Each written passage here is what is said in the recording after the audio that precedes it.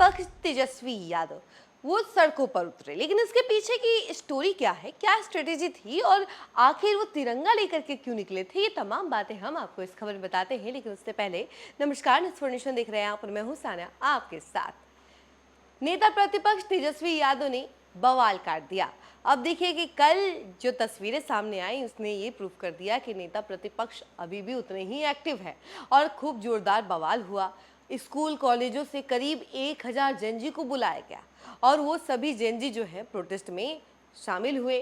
तेजस्वी यादव को डिटेन भी किया गया, उसके बाद उन्हें शाम को छोड़ भी दिया गया पुलिस के द्वारा। लेकिन हाँ, जितने देर तक तेजस्वी यादव सड़कों पर रहे, खूब बवाल हुआ, अलग अलग प्रतिक्रियाएं आई लोगों की। यहाँ तक कि AK-47 वाला मुद्दा, आपको तो याद ही होगा कि सिवान में छात्रों पर AK-47 से फायरिंग हुई थी और ये कथित तौर पर बातें सामने आई थी कि गोली लगी है, ऐसी बातें जो हैं विपक्ष के द्वारा कही गई।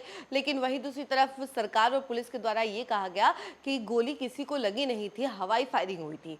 और वहीं अब इस पूरे मुद्दे को लेकर के देखिए कि कई सारे लोग ऐसे भी सड़क पर उतरे थे जिनके पास नकली AK-47 गन था। अरे वो टॉय वाला गन, वही लेकर के उतरे हुए थे सभी लोग और खूब जोरदार बवाल काट रहे थे। और अब देखिए कि तिरंगा की अब असली वजह सामने आई है कि तिरंगा क्यों लेकर के उतरे हुए थे सभी लोग। तो वजह यह है कि पुलिस पहले ही तैयार थी डंडा लेकर के तेजस्वी की। अरे तेजस्वी की तो खुशामती करनी ही थी ना, तो खुशामती के लिए डंडे लेकर के पुलिस पहले से ही तैयार थी। और इसी वजह से तेजस्वी यादव ने पहले ही ये प्लानिंग कर रखी थी कि ये लाठी डंडे जो है उठ ना जाए। इसी वजह से तिरंगा ले रखा था, क्योंकि तिरंगा के सम्मान में लाठी डंडे तो उठाए नहीं जा सकते हैं। तो इसी वजह से तेजस्वी यादव ने ये तिरंगा लिया हुआ था और उनके सभी समर्थकों ने तिरंगा अपने अपने हाथों में ले रखा था और उसकी तमाम तस्वीरें भी हमने आपको दिखाई थी। तो चलिए अब हम इसके पीछे की स्ट्रेटेजी आपको बताते हैं कि आखिर इस पूरे प्रोटेस्ट का मेन मकसद क्या था और क्यों 1000 जेनजी को बुलाया गया था स्कूल और कॉलेजों से, ये भी हम आपको बताते हैं।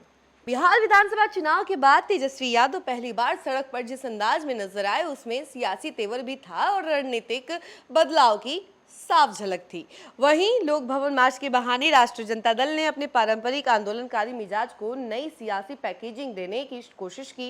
इस बार पार्टी के झंडे पीछे रहे, हाथों में तिरंगा रहा और आंदोलन के अग्रिम मोर्चे पर युवाओं को उतारा गया। संदेश साफ था कि तेजस्वी अब सिर्फ पुराने सामाजिक समीकरणों के नेता नहीं बल्कि नई पीढ़ी की आवाज बनने की सियासी कवायद में है। मार्च से पहले ही पार्टी ने अपने कार्यकर्ताओं को बकायदा फरमान जारी किया कि कोई पार्टी का झंडा लेकर नहीं आएगा, इसके बजाय तिरंगा लेकर आने की अपील की गई। पार्टी की ओर से बड़े आकार के तिरंगे प्लास्टिक पाइप में लगाकर कार्यकर्ताओं को मुहैया कराए गए। इस पूरी कवायद के पीछे सियासी गणित साफ दिखाई दिया। राष्ट्रीय जनता दल चाहती थी कि कैमरों के फ्रेम में पार्टी का झंडा कम और तिरंगा लिए युवा ज्यादा दिखाई दे। प्रदर्शन में 1000 से अधिक स्कूली और कॉलेज छात्रों के शामिल होने का दावा किया गया। राष्ट्रीय जनता दल ने इन्हें अपने कार्यकर्ता बताया और लेकिन ग्राउंड पर युवाओं की मौजूदगी को पार्टी ने अपनी नई राजनीतिक तस्वीर के तौर पर भी पेश किया। पोस्टर, नारे और गाने में भी जेएनजी की झलक दिखाई दी, यानी आंदोलन की पटकथा में पुराने कैडर के साथ नई पीढ़ी को बराबर की जगह दे जाने की कोशिश की गई। मुख्य माइक की कमान तेजस्वी के करीबी MLC सुनील कुमार सिंह के हाथों में रही। तिरंगे को लेकर लगातार अनुशासन की ताकीद दी गई।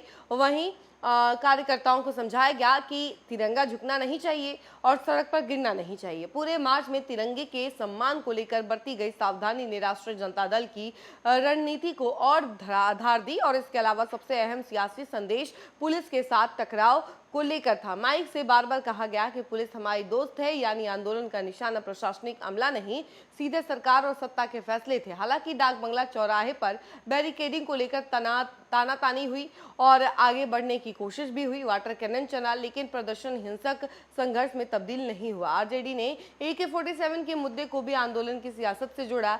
लकड़ी की AK-47 और माथे पर पट्टी बांधे युवाओं के प्रतीकात्मक प्रदर्शन के जरिए सरकार पर युवाओं के खिलाफ कथित बर्बर रवैये का इल्जाम लगाया गया। यह पूरा नैरेटिव मुख्यमंत्री और सरकार को कटघरे में खड़ा करने की कोशिश का हिस्सा था।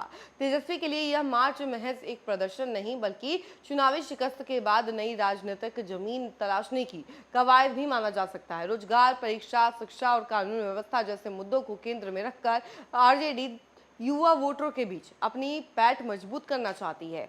पुराने कैडर और नई पीढ़ी के बीच सियासी पुल बनाने की यह कोशिश आने वाले दिनों में तेजस्वी की राजनीति की नई दिशा का संकेत दे सकती है। तो देखिए, तेजस्वी जो है अपनी राजनीतिक दृष्टि जो है वो एक तरीके से क्लियर कर रहे हैं और छवि को भी सुधारने की कोशिश कर रहे हैं, क्योंकि इनके ऊपर एक टैग लगा हुआ है कि ये हर वक्त भाग जाते हैं। तो इस बार ये जमीनी स्तर पर उतर कर ये साबित कर चुके हैं कि वो अब फिर से उसी मोड में है, उसी एक्शन मोड में है जिस एक्शन मोड में वो पहले हुआ करते थे। पहले जब चुनाव हुआ था, लोकसभा चुनाव, तो उस दौरान भी वो काफ़ी ज़्यादा एक्टिव नजर आ रहे थे। तो ठीक वैसी ही तस्वीरें अब नजर आ रही हैं कि अब काफ़ी ज़्यादा वो एक्टिव हो गए हैं।